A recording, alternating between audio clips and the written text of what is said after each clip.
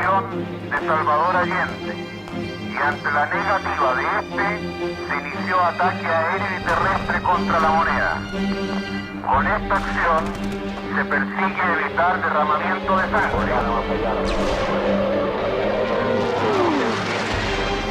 Los procesos sociales y con el crimen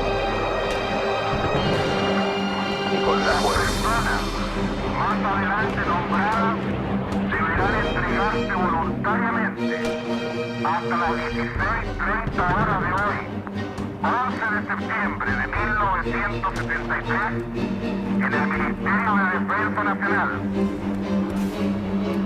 Carmen Gloria Aguayo, Carlos Altamirano Orrego, Teodoro Almeida Medina, Laura Allende Montes, Jorge Arate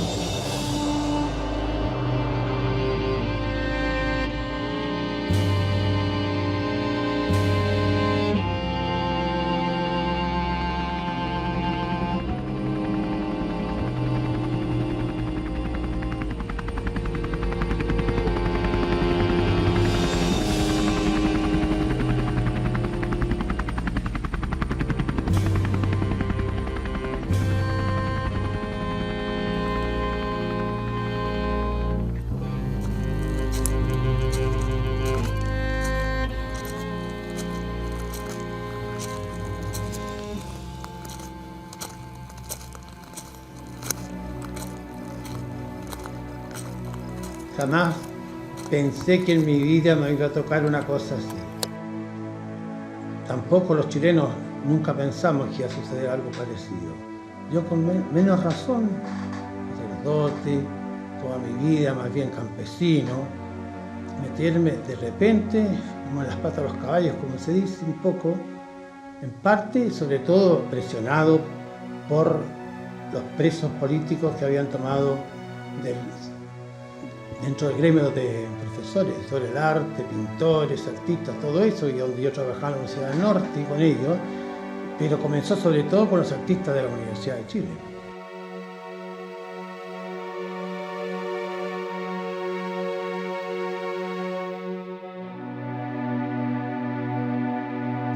Por eso yo me sentí como solidarizar más con ellos, y no había capellán en la cárcel, ni siquiera para los presos comunes. Y como las cosas, yo me di cuenta que se iban creciendo y creciendo, yo mismo me fui a presentar al arzobispo a decirle: por favor, monseñor, no hay asesor, no hay un capellán en la cárcel. Y las cosas se están poniendo muy crueles, muy duras. Entonces, por un bando militar, esa misma tarde me nombraron capellán de la cárcel.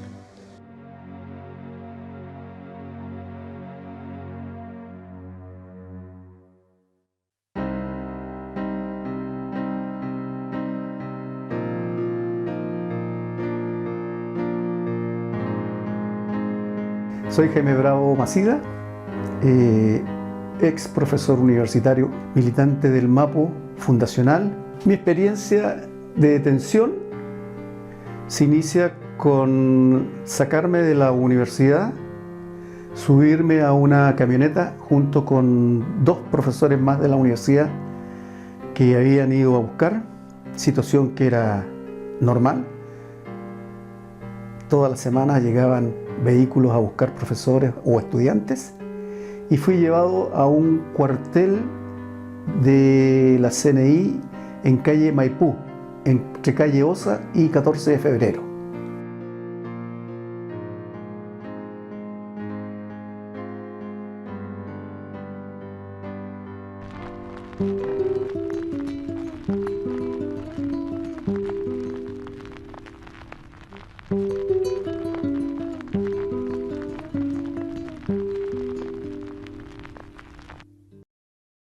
Mi nombre es Herman Víctor Zuljevich Rojas.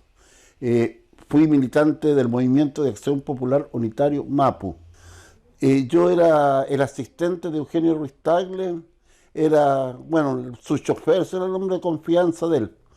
Generalmente yo guardaba el vehículo en mi casa y los levantábamos muy temprano, lo iba a pasar a buscar a su departamento y nos íbamos a la planta.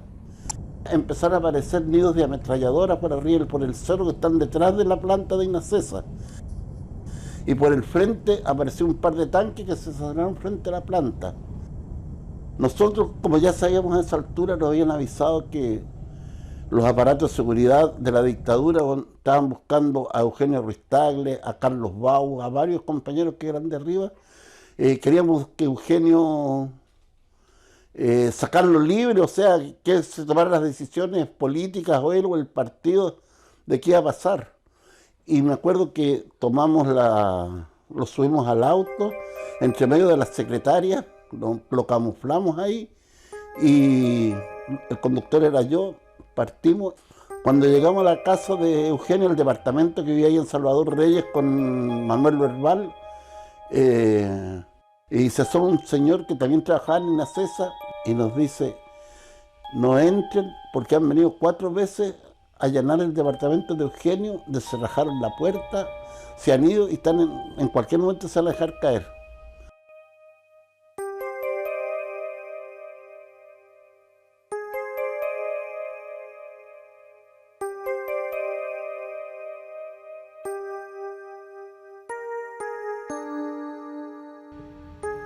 Soy Juan Ruz.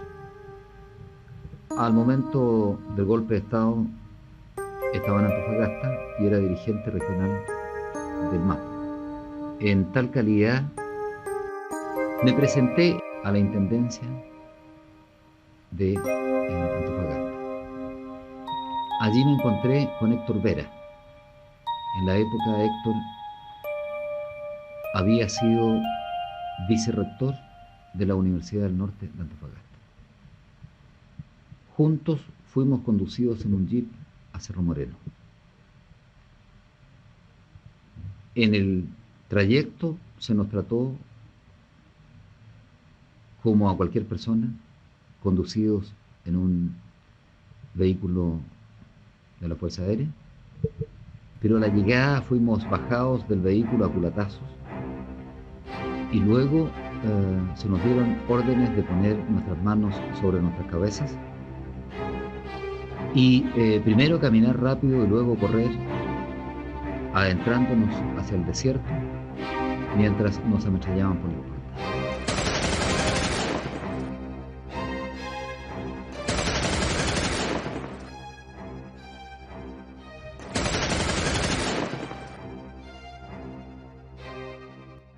Nosotros, previendo el golpe y todo, increíble, creo que tuve muchas de las culpas porque yo era encargado de su seguridad. No hallábamos dónde ir, dónde venir. Yo le digo: Eugenio, ¿sabes qué? Vamos a mi casa. Eugenio vivió y durmió esa noche del 11, que fue horrorosa, aquí en mi casa. Eugenio, cuando decide entregarse, me dice: vamos a buscar a Carlos Bau. Eran recién como a las 8:30 de la mañana, era muy temprano. Cuando llegaba a la puerta de la intendencia, había un civil y un militar. Entonces le preguntan a Eugenio: ¿usted señora qué viene? Dice: soy Eugenio Ruiz Tagle, gerente de Inacesa, y hay un bando que me están llamando y vengo a presentarme adentro. ¿Usted señor? Dice a Carlos Bau. Carlos Bau Aedo, jefe administrativo de Inacesa, adentro. Con Eugenio habíamos conversado que por cualquier cosa yo me quedé al frente en la Plaza Colón esperando los resultados. Como a las 11 o cerca de las 11, un poco antes, me acuerdo que llegó Mario Silva en una camioneta verde a entregarse también. Vi pasar a varios compañeros, pero ahí había, aunque parezca mentira, había harta gente. Es el día 12 de la mañana porque el toque de queda empezaba a las 3 de la tarde.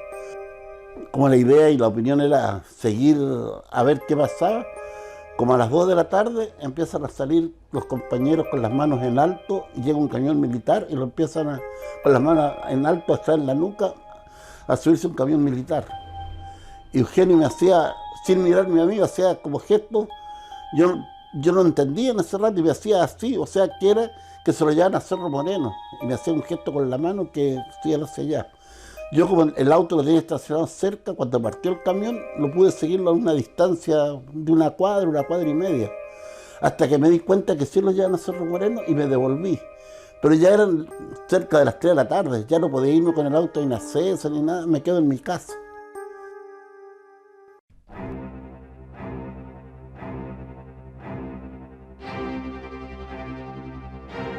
Se me pone una venda en los ojos y se me tapa la cabeza con una especie de saco. Y se me lleva a un segundo o tercer piso, en una pieza en donde soy amarrado a una mesa y se inicia todo un proceso de sometimiento, de tortura, de golpes y corrientes. Yo creo que por alrededor de 3-4 horas. El trato fue vejatorio como a la mayor parte de los presos políticos de la época. Esto incluye maltrato, torturas, golpes indiscriminados, corriente administrada en los órganos sexuales o en la boca, en distintas zonas del cuerpo.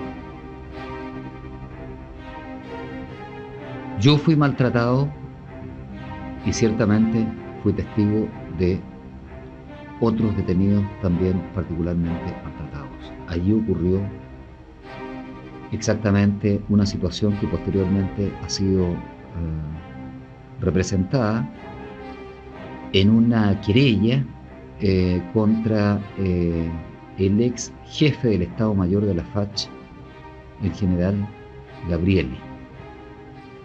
En efecto, en presencia de todos nosotros, Gabrieli maltrató de forma brutal a Ruiz-Tagle, con golpe de pie propinado de frente, con bototos militares, que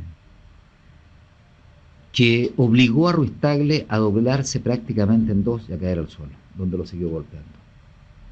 Ese es un caso que fue públicamente conocido y que denunciamos Carlos Bau, Héctor Vera y yo. Con posterioridad, digo, entre el 18 y el 19, fuimos trasladados a la cárcel de Antofagasta.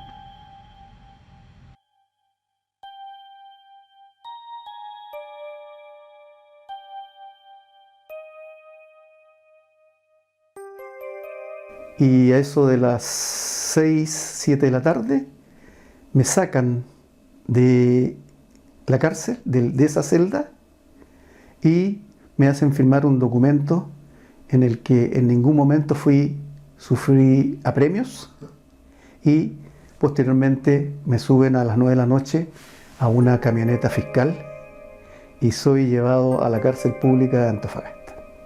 Y al otro día soy trasladado a un patio general en donde se encontraban numerosos estudiantes de la universidad que también ya habían sido arrestados. Con ellos comparto parte de la mañana y posteriormente en la tarde soy trasladado a una celda individual, la célula número 55, donde soy encerrado afirmándome que iba a ser sometido a un juicio de guerra.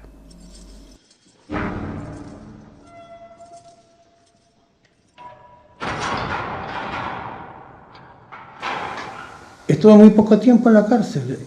Comencé, el día preciso fue el 24 de septiembre. En la cárcel. Ya había comenzado antes a enterrar muertos, yo, eso sí, de la Universidad del Norte y todo lo demás. El día 19 de septiembre fue la primera, con todo embanderado por los dos lados, la 14 de febrero al cementerio, lleno de banderas. Ahí íbamos nosotros con los primeros muertos a enterrar, los chiquillos jóvenes de la Universidad del Norte, un jardinero, y etcétera, para allá. Así que había comenzado antes ya. La cárcel, como digo hoy, el 24 de septiembre pude ya comenzar a visitar a los presos. Allí me reuní con varios otros detenidos, entre los cuales estaba el alcalde de Antofagasta, el intendente a la época, y otros dirigentes del Partido Socialista y del MAPO. En aquella ocasión yo continué las vinculaciones esporádicas con otros detenidos con quienes habíamos compartido esta misma situación en Cerro Moreno. Entre ellos estuvo esta particular situación o encuentros entre Eugenio Ruiz Tagle, con ocasión de que bajábamos a determinadas horas al baño a hacer nuestras necesidades, o bien a lavarnos temprano en la mañana. En una o dos oportunidades al día bajábamos y se daba la coincidencia que nos cruzábamos en algún momento entre nosotros. Por tanto, me consta de una manera nítida en qué situación estuvo Eugenio Ruiz Tagle mientras fue detenido también en la cárcel de Antofagasta.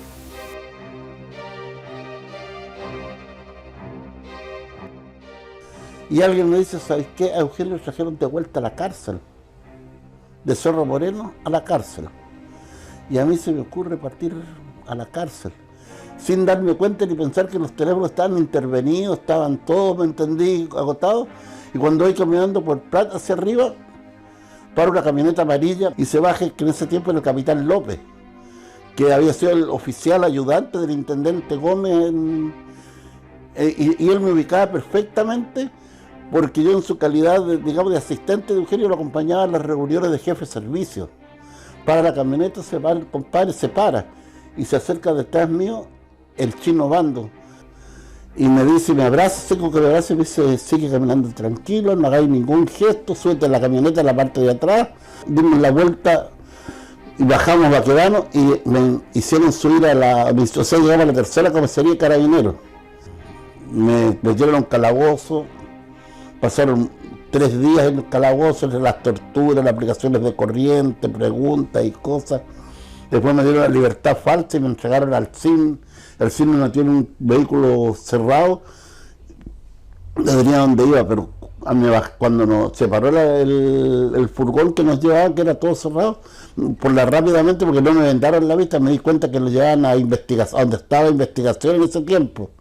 Ahí funcionaban, ahí me metieron para adentro, en una celda con un cuartucho chiquitito, sin luz, sin agua, sin nada, con una canaleta, sin un borde para hacer nuestras necesidades, donde nadie te dejan solo, no te preguntan nada, hasta que de repente escuché a Germán Zulf y decía, yo, fulano, adentro, contra la pared, me pone una capucha por la espalda, te amarran de pies y manos con los brazos abiertos, te bajan la ropa, te echan agua, te empiezan a aplicar cable corriente en los testículos y en los oídos a la vez, como te digo, una historia más o menos. Los gendarmes fueron realmente impresionantemente generosos, buenos, todos los presos lo decían, pero el terror era cuando en la noche llegaban los militares. La noche de ese viernes, la madrugada de ese viernes, con gran pena, a eso del amanecer, sentimos ruidos de disparos, escuchamos disparos que daban la sensación de que alguien estaba siendo fusilado. Me tocó un fusilamiento dentro de la cárcel, de otro GAP, eso sí, a mí. Primera vez que eso que fue para mí atrozmente duro. Y el fusilamiento fue, yo llegué allá a las 11 de la noche y el fusilamiento fue como a las 4 de la mañana.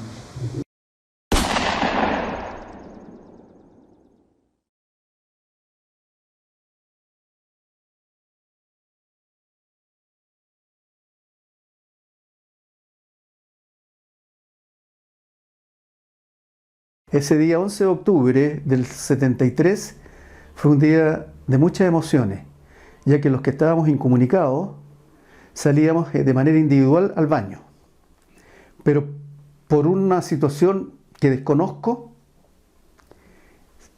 sacaron a Eugenio, Ruiz Tagle, por un lado, y a mí me sacaron también. Y se dio la circunstancia que nos encontramos juntos en el baño. Ahí conversamos muy poco, nos saludamos, nos dimos un abrazo. Él me dice, estoy muy golpeado. Yo le dije, yo también sufría premios. Y enseguida el guardia que nos llevaba se dio cuenta y nos separaron inmediatamente. Yo lo vi poco, era un caballero, ese hombre, muy agradable, muy fino, se veía. De hecho, se veía muy tranquilo, pero con una preocupación muy grande, evidentemente. Se veía en su rostro, tranquilo, como sereno, pero una tristeza, presagiando que esta cosa se iba poniendo tan... Nadie sospechó que iba a ser así, pues, ¿no? Estamos hablando en el mes de octubre, aproximadamente a mediados, entre el 15 y el 20 tal vez, ¿no? Me crucé con él y me dijo, Juan, estoy en una situación límite. Por favor, avísale al sacerdote en qué situación me encuentro, dile que ya no soporto más. Estoy en condiciones tales que no creo que soporte otra tortura. Ruiz Tagle era una persona muy particular. Cuando fue golpeado delante de todos nosotros en la FACH, en el casino de oficiales, golpeado brutalmente, no hubo ni una queja, absolutamente ninguna queja. Por tanto, cuando varios días después él me dice que está en una situación límite, que no cree aguantar otra sesión de tortura, realmente me impresioné. Había visto muchas cosas en la cárcel, supe de muchas otras torturas.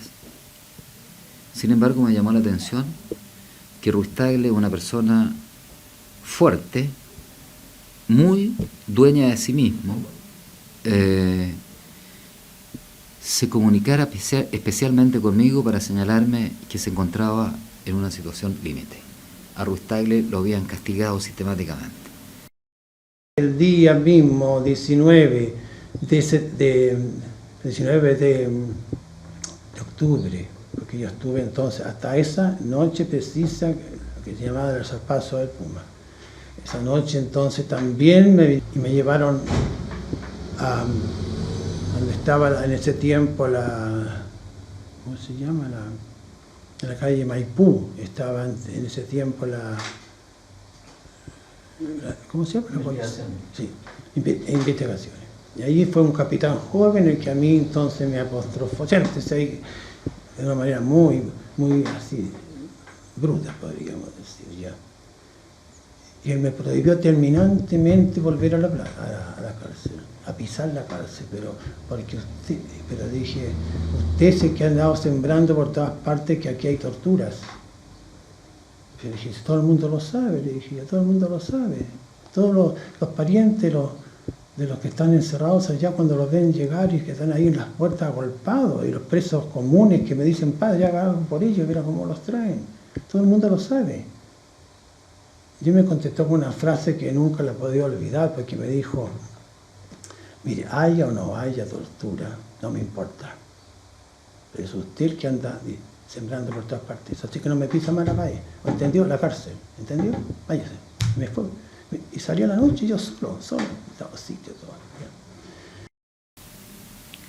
Probablemente lo que en particular molestaba a las Fuerzas Armadas era que Ruiz Tagle tuviera apellido Ruiz Tagle, en primer lugar. Es un asunto de clase, de piel, de no soportar, digamos, que alguien que llevara ese apellido estuviera en las posiciones que estaba de apoyo, digamos, a el gobierno de Salvador Allende.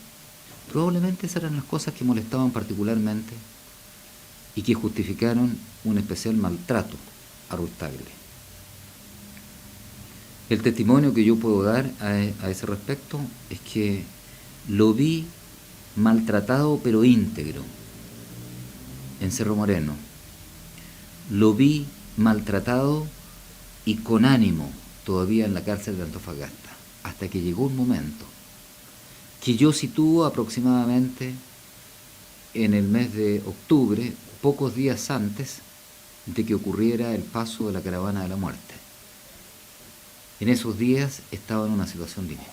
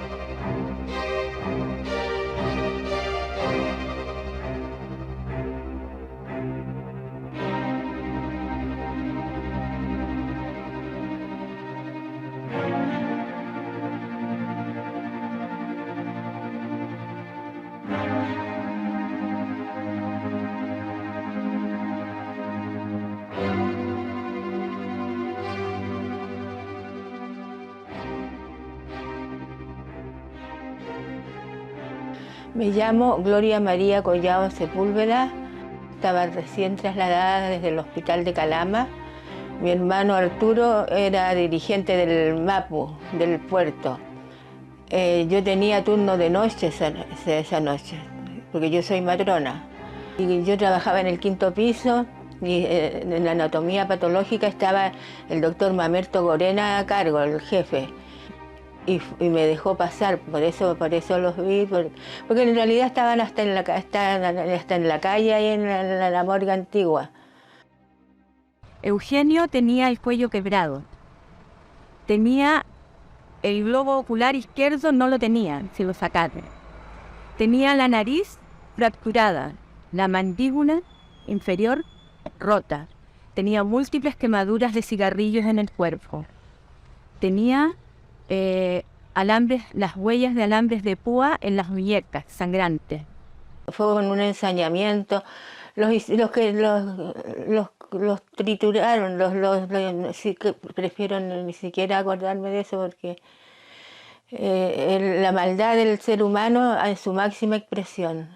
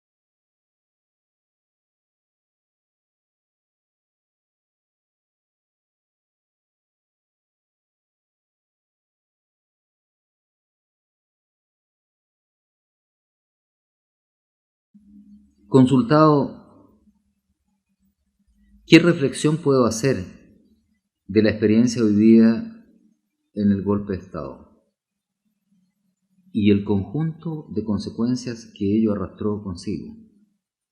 Para todos, para quienes fuimos detenidos y maltratados y para quienes fueron nuestros torturadores. Evidentemente, las cosas no son en blanco y negro, compartimos en cierta forma responsabilidades, pero completamente desiguales. La Unidad Popular fue un proyecto que fue hermosísimo en muchos aspectos, un proyecto que al mismo tiempo tuvo sus debilidades, sus bemoles. La Unidad Popular fue un proyecto en un discurso, quizás para el cual no teníamos todos los elementos para concretarlo. O sea, teníamos un discurso, pero no teníamos todos los medios para llevarlos a cabo. En ese proyecto nos comprometimos, de ese proyecto vivimos, fueron nuestros ideales. Cometimos errores, de eso no me cabe la menor duda. Pero no se puede comparar los errores cometidos por nosotros con el tamaño genocidio y respuesta que hace las Fuerzas Armadas en Chile. Hay una responsabilidad histórica por el maltrato vejatorio, la persecución hasta la muerte y más allá de la muerte, escondiendo los cadáveres de los detenidos desaparecidos. Esto se puede expresar de múltiples maneras.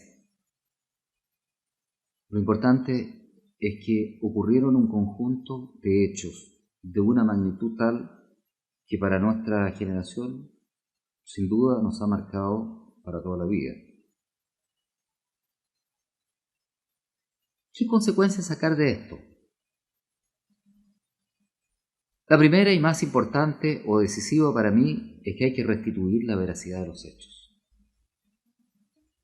Restituir la verdad y hacer justicia son dos piezas básicas, cruciales, dos actitudes fundamentales y convergentes para poder poner los hechos ante nosotros, ante la sociedad chilena, y castigar a los culpables. Yo creo que eso es